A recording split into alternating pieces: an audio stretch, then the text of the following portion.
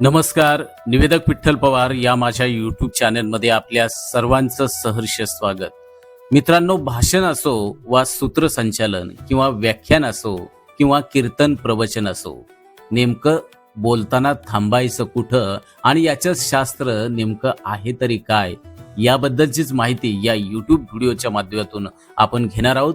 व्हिडिओला सुरुवात करण्यापूर्वी आपल्या सर्वांना या ठिकाणी मी सांगेल की जर तुम्हाला उत्तम वक्ता, प्रभावी सूत्रसंचालक व्हायचं असेल तर निवेदक विठ्ठल पवार या यूट्यूब चॅनलला मित्रांनो आत्ताच सबस्क्राईब करा, कारण इथं दररोज नवनवीन मार्गदर्शन आपल्याला केलं जातं, तेही अगदी मोफत. मित्रांनो, भाषण असो वा साधं बोलणं असो, कधी आणि कुठं थांबायचं हे तंत्र समजणं म्हणजे प्रभावी संवादातील विरामशास्त्र आहे. हे आपण या ठिकाणी समजावून घ्या, कारण योग्य ठिकाणी घेतलेला विराम शब्दांपेक्षा जास्त परिणामकारक ठरतो.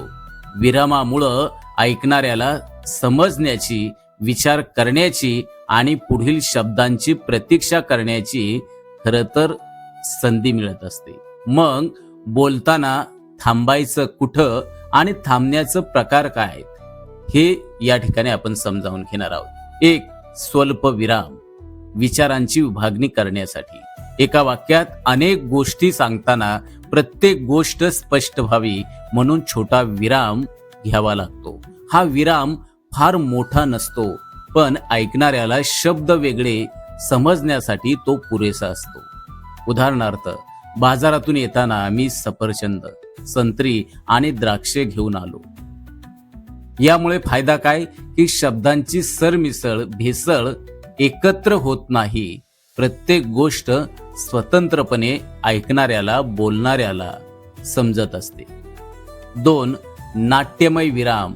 तो नेमका कसा असतो आणि उत्सुकता वाढवण्यासाठी नाट्यमय विराम घेतला जातो. मित्रांनो, मोठी घोषणा करण्यापूर्वी किंवा महत्वाचा मुद्दा मांडण्यापूर्वी घेतलेला थोडा मोठा विराम ऐकणाऱ्यांचं लक्ष पूर्णपणे तुमच्याकडे खेचून आणतो. उदाहरणार्थ, आणि या स्पर्धेचा विजेता आहे राहुल.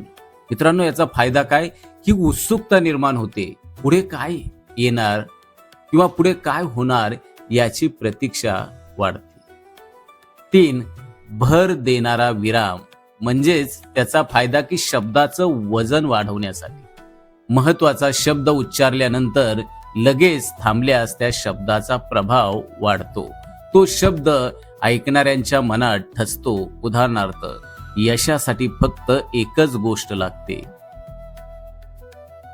ती म्हणजे मेहनत. याचा फायदा काय होतो मित्रांनो, महत्वाचा शब्द लक्षात राहतो, त्याचं वजन वाढतं. चार, वैचारिक विराम. विचार करण्यासाठी वेळ देणं. कठीण प्रश्न विचारल्यानंतर किंवा गहन विचार मांडल्यानंतर थोडा वेळ शांत राहणं आवश्यक असतं.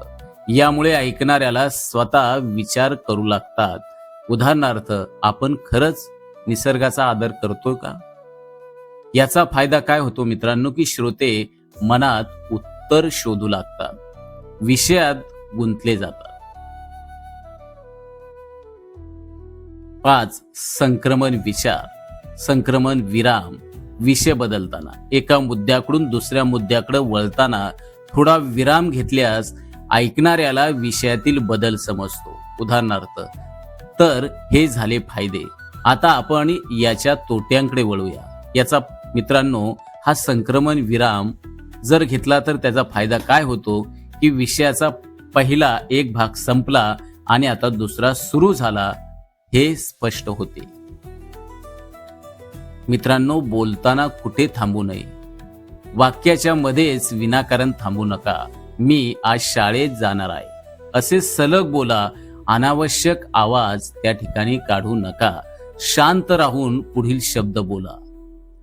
मित्रांनो, शेवटी थोडक्यात अत्यंत महत्वाचं, शब्दांमुळे माहिती मिळते, पण विरामांमुळे अर्थ पोचतो.